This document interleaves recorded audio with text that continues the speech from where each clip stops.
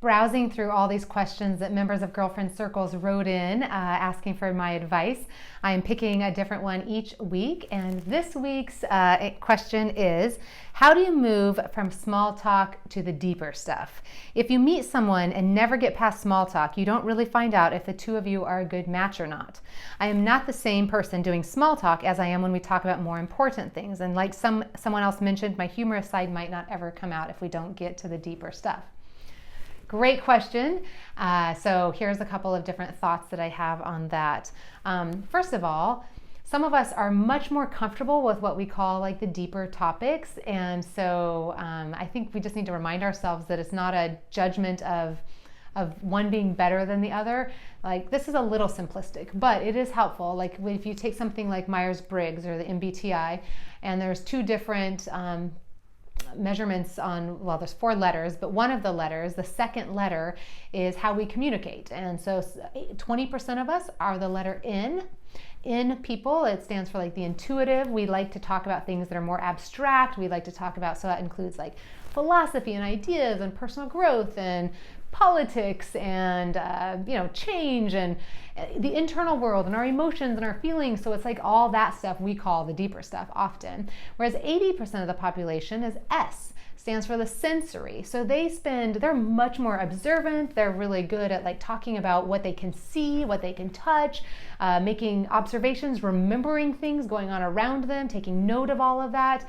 And they prefer conversation that's more concrete, more tangible, more knowing, more like, what did you do today? And like there's facts and answers, and that's okay too. I used to judge one as being like better than the other, and the truth of the matter is we both, whether we're an N or an S, are capable of doing the other and enjoy doing the other, and there's appropriate times for the other mode of communication. But it was really helpful to me to just realize that if I'm an N, then I will get more exhausted by too much S conversation. I'll get more energized the more the conversation is like, what's going on in our lives and how do we feel about that? Whereas a person with a letter S might really be able to do that and enjoy it. They'll get more exhausted over the long run if it's too much of that. And so they'll want to like come back to like practical and application and the stories and things that have happened and updating. And so it's really important, I think, to just step back and say one is not better than the other. And I don't want to just call one the deep stuff. You're not doing that. I'm just saying that I've done that before, where I judge that and not realize the value of what we sometimes call small talk. Like, that's not unvaluable information. Hearing their stories, their memories, their experiences, what they saw today, what they did today, is not less meaningful.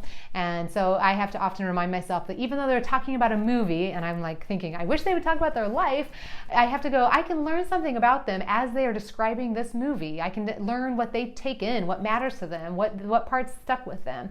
Or even when they're like talking about the weather or that baseball score, like that's not unimportant. That is what's important to them, and I can like take that. And maybe I can ask some follow-up questions. Maybe I can say, what was your favorite part of that movie? Like when you're just described it, which part really like grabbed you? Like, why do you think you liked it? And so maybe they just described the plot, but you can kind of be like, why do you think that plot grabbed you more than another one?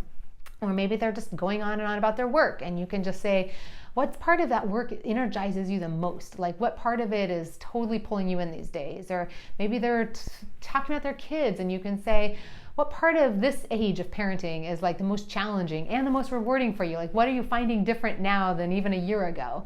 And so we have the opportunity to ask follow-up questions and not and to know that we can learn about them through all of the different things that they're sharing. And so part of that is our invitation to not make value judgments around what we're sharing as some things more important or valuable than others is one invitation to us. And I'm with you. I want to get to that place where we have the conversations that are more energizing and feeding to my heart. and we might gravitate towards certain people who are more comfortable in that space for certain times. I will tell you that I have a lot of friends who don't enjoy those deep, long conversations, who have become incredibly meaningful to my life. And those are some of the people who are like the best at showing up for you, and acts of service and like kindness and loyalty. And like there's so many other amazing qualities that come with different personality types that I've learned I don't want to say, okay, I only want to hang out with these kinds of people. I'm getting to a place where I'm like, how can I enjoy each person for what they are and do what I can to kind of get to know them and ask my deeper questions, and realize that at some point that's not as much fun for them as it is for me. And so let's find that balance where we're talking about the things that energize them and I learn from them, and we talk about the things that energize me, so that we're kind of having a back and forth on that and both getting our needs met in whatever ways possible. But in general, I would just say follow-up questions are good. I would invite you to go back and look at the Frientimacy triangle and realize that vulnerability is on one side of the triangle with consistency being on the other side. So that reminds us that our sharing should be incremental. As our consistency goes up, our commitment, our history, our frequency, as too should our sharing and what we're revealing go up as well.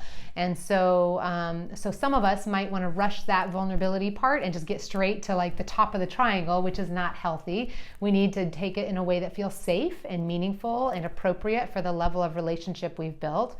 And the flip side is true. Like if we've been friends with somebody over a long period of time and we feel like they're hiding something from us, that's a different scenario. We want to be able to say, I feel like every time I ask about this, you kind of like change the subject. Do you notice that?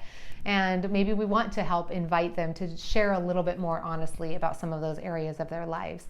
But just remember that there's a lot of ways to bond. We all bond differently, and I love that you're thinking about how to deepen those relationships, and I am all for that. And I think you can do it. I think that that's one of the contributions that some of us make to this world and to the relationships around us, and people appreciate it. So it's something that we can bring. We can ask curious questions, we can ask follow-up questions, we can ask thought-provoking questions, we can ask questions where they reflect, we can help them even explore what they're thinking on their own. So there's so much we can do with that. Just see it as a gift that you bring to the world, and do what you can in each of your relationships. And you will find that some people just love that up with you, and there's something to be gained from all types of conversations. Good luck!